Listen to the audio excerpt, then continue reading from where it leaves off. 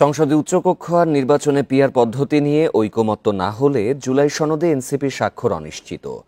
কথা জানিয়েছেন দলটির আহ্বায়ক নাহিদ ইসলাম। তার দল নির্বাচন পেছানোর ষড়যন্ত্র করছে এমন অভিযোগকে ভিত্তিহীন বলেও উল্লেখ করেন নাহিদ। আর এনসিপিকে চাঁদাবাজদের দল হতে দেয়া হবে না বলে হুঁশিয়ারি দেন হাসনাত আব্দুল্লাহ। জামালপুর ও ময়মনসিংহে এসব কথা বলেন তারা। পদযাত্রার ২৮তম দিনের শুরুতে জামালপুর জেলা পরিষদের বাংলোতে ১১টি জুলাই শহীদ পরিবারের সাথে দেখা করেন এনসিপির নেতারা। এ সময় সাংবাদিকদের প্রশ্নের জবাবে আহ্বায়ক নাহিদ ইসলাম বলেন, সংসদে উচ্চকক্ষ, ক্ষমতার ভারসাম্য ও জবাবদিহির জন্য গুরুত্বপূর্ণ। এসব বিষয়ে ঐকমত না হলে জুলাই সনদ স্বাক্ষরিত হবে কিনা এ নিয়ে সন্দেহ রয়েছে। উচ্চকক্ষ আমাদের ক্ষমতার ভারসাম্য এবং জবাবদিহিতার জন্য অত্যন্ত গুরুত্বপূর্ণ। সে বিষয়ে এখনো ঐকমত্য আসেনি।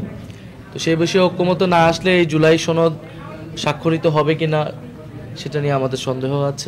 পরে শহরে পদযাত্রা শেষে ফৌজদারি মোড়ে পথসভা করে এনসিপি। সেখানে দেয়া বক্তব্যে নাহিদ আরও বলেন, তার দলকে নির্বাচন পেছানোর ষড়যন্ত্রের অপবাদ দেয়া হচ্ছে, অথচ গণঅভ্যুত্থান না হলে কোনো দলই নির্বাচনের স্বপ্নই দেখতে পারত না। বিভিন্নভাবে আমাদের বিরুদ্ধে প্রোপাগান্ডা করার চেষ্টা করা হচ্ছে, আমরা নাকি নির্বাচন বানচালের চেষ্টা করছি, আমরা নাকি নির্বাচন পিছিয়ে দেওয়ার চেষ্টা করছি। আর এই গণঅভ্যুত্থান না হলে আপনারা নির্বাচনের স্বপ্নই দেখতে পারতেন না। জামালপুর থেকে ময়মনসিংহে যায় এনসিপির পদযাত্রা।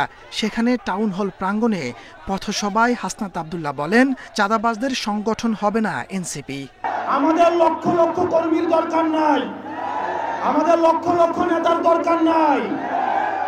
এই চাঁদাবাজের অভয়াশ্রম এনসিপি হবে না।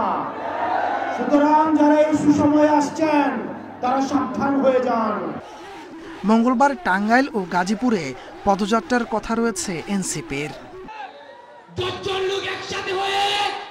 তাপস সরকার, ইন্ডিপেন্ডেন্ট নিউজ।